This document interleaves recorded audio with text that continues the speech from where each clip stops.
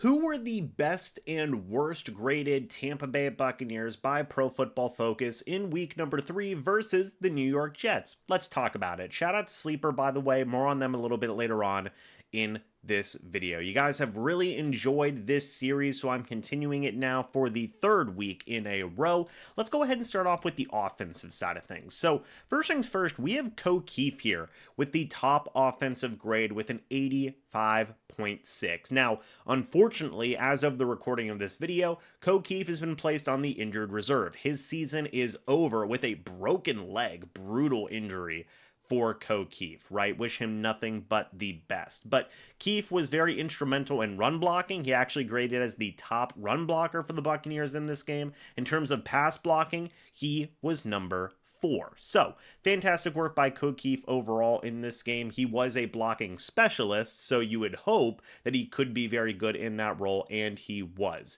No surprises here at number 2, by the way. It's Emeka Egbuka. Dude was an absolute beast with an 84.3 overall grade. He was at an 81.8 in the passing game. Even had a very solid 73.8 run blocking grade in there as well. Baker Mayfield checks in at number 3 at an 83.9, 80.9 in the passing game. And really, Mayfield is just a beast. 69.2 in the run game as well, because Mayfield did, again, put up some very solid rushing moments in the third game for the Bucs this season. So, great job by the Buccaneers quarterback. Sterling Shepard checks in at number 4 with a 79.1 overall grade and 80.8 overall passing grade. Not great as a run blocker, 35.1, and was fine as a pass blocker with a 61.6 overall grade. He did only have one pass blocking rep, so it really is fine at the end of the day. And then finally, Rachaad White checks in at number 5. But before we dive deeper into that, though, I do want to say shout out to Sleeper, the proud sponsor of this channel. If you guys do use the code MrBucs, you guys will get a $100 deposit match up to $100. Again, that is whenever you use the code MrBucs. Thank you so much to Sleeper for sponsoring this channel. And guys, go download the #1 sports app today and enjoy sports the way it was meant to be.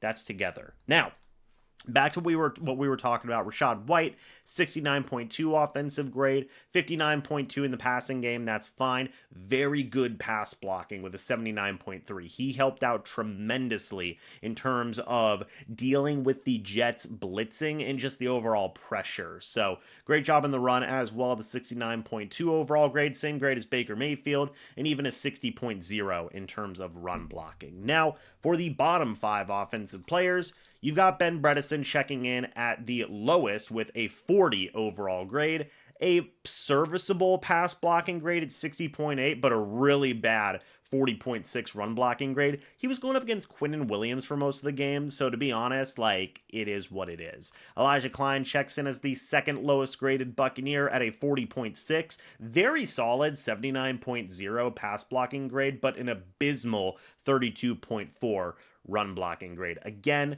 the interior defensive line of the Jets is very, very solid. Elijah Klein is a backup. Ben Bredeson was playing out of position. It is what it is. Cade Otton checks in again at 48.6 offensive grade, just getting nothing going in passing with a 47.4, but he did have very serviceable blocking grades with a 69 pass block and a 55.3 run block. There's been a lot of people talking about, where the heck is Cade Otton in this offense? He's blocking, baby. Him, Payne Durham, they're blocking right now to help out this offensive line, so it is what it is. Bucky Irving actually checks in at number 4, which does kind of match up with what the box score would have you to believe, because Bucky only had, I believe, it was like a 2.8 yards per carry, things along those lines, and a 49.5 offensive grade. Very solid in the passing game with a 68.1. Pass blocking, not great with a 31 overall pass blocking grade, and running was a 47.6. So, yeah, definitely not the best Bucky game in the world, but based on where some of these offensive linemen are, it's not very surprising. Finally, Ryan Miller checks in at number 5 with a 50.9 offensive grade, 54.6 in the passing game, but pretty solid pass blocking grade with a 65.6, and the run blocking was a little bit less than serviceable with a 43.8.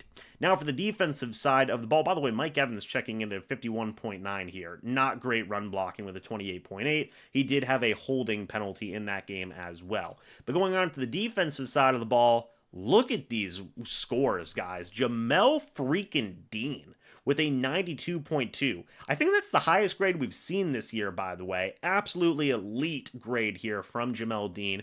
He had a 62.6 run defense grade, solid tackling grade of a 72.8, and his coverage was a 92.2. Look, whenever you get a pick six, that's going to happen. So fantastic work there by Jamel Dean. Winfield Jr. is not far behind him at number 2 with an 88.1. Very solid run defense grade of a 68.4. Tackling was good at an 80.7. You know, the pass rushing at a 93.4. In fact, he's probably the highest graded pass rusher for the Bucs in this game. He was. So fantastic work by Winfield Jr. I talked about it in the game review, how good the Bucs were at sending defensive back blitzes. Winfield was smacking Tyrod Taylor around in this game. And then the coverage grade of 69.5, not bad at all. Yaya Diaby actually checks in at number 3. This is a pleasant surprise. 86.5 overall defensive grade. Run defense was solid at 75.2. Tackling at a 76.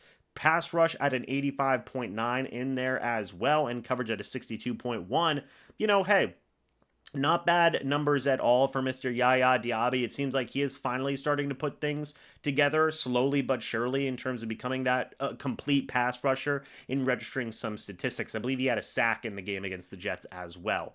Tyke Smith checks in at number 4 with a 75.9 overall grade. Very solid run defense grades and coverage grades. Benjamin Morrison checks in at number 5 with a 70.4 overall grade. He was not great in run defense or tackling, but very solid in coverage with a 76.7. Also, I want to point out that Jacob Parrish had a pass rushing grade of 83.2. He was another defensive back that looked really good in terms of getting after Tyrod Taylor in this past game. Now for the lowest graded defensive players, Vita Vea was the lowest graded defensive player here in this game with a 44.5 defensive grade. Run defense 34.1.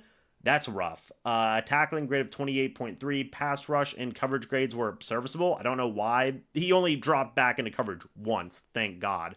But not a great grades here from Vita Vea, especially in what is his bread and butter, run defense and tackling. So I'm not worried about it. I think he will be fine going forward. Here's one guy, at least in terms of the eye test as well as PFF numbers, I am starting to become worried about. It's Lavonte David, yet again checking in at the bottom 5 here. I feel like this is the second week out of 3 that Lavonte has been in the bottom 5.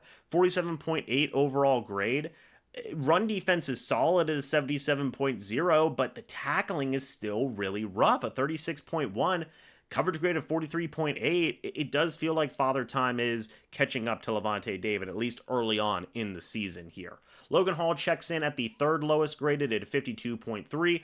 Honestly, not bad grades overall, all things considered, but he is where he is. You've also got Servastier Dennis checking in. He's another guy that just this might be the 3rd week in a row that Dennis has been in the lowest graded defensive guys. 54.9 overall grade. The run defense was a 48.1. Coverage 55.2. Actually technically graded better than Lavonte David in coverage, which is just disgusting, in my opinion, to be frank with you. But he was good as a pass rusher in some opportunities, so shout out to him for that. And then Greg Gaines actually checked in here at number 5 with a 57.1. Solid tackling, not great in pass rush, and fine in the overall rushing defense. Now, I do also want to point out Hassan Reddick here at number 6. Good run defense, good tackling, not great pass rushing at a 53.1 overall grade, and he did have to drop back into coverage 8 times in this game, which, in my opinion, is like 6 or 7 times too many, and he got a coverage grade of 46.9. Now we move on to special teams, everybody, and the top graded special teams guy was Ko Keefe. So not just a good blocker the Bucs are losing, but a good special teams guy as well with a 70.2 overall grade. Evan Deckers was in there at number 2 with a 65.3.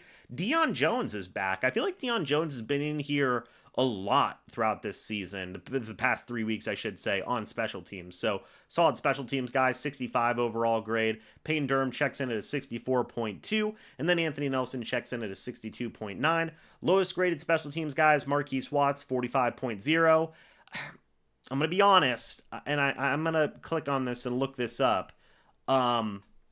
This is the 3rd week in a row where his special teams grade is getting lower as these games are progressing. Is it time for Mo Camara? Probably, in my opinion. So I don't know, just something to make a note of there. But he's not been looking great. Kayvon Merriweather, 55.8. Cameron Johnson, 56.8. Logan Hall, 59.1. Ryan Miller, 59.6. Also, shout out Chase McLaughlin, who had his best field goal grade of the year this year. He went from a 37.9, 45.7 to a 83.8. So he's certainly looking a lot better this week than the past 2 weeks. I'm very curious about the defensive grades here. What are we looking at with Servassier? Yeah, I mean, he's been in the bottom 3 weeks in a row, man. It's what the Bucs are stuck with. I mean, to be blunt with all of you, even Levante David, I know, has not been. He had a very solid week 1, and week 2 and week 3 he's just been playing pretty poorly. Not great at tackling. I feel like a lot of you guys would admit that as well. So it's rough, man. It's rough, but it is what it is. It is what it is. Really, might be time to bring up Mo Camara.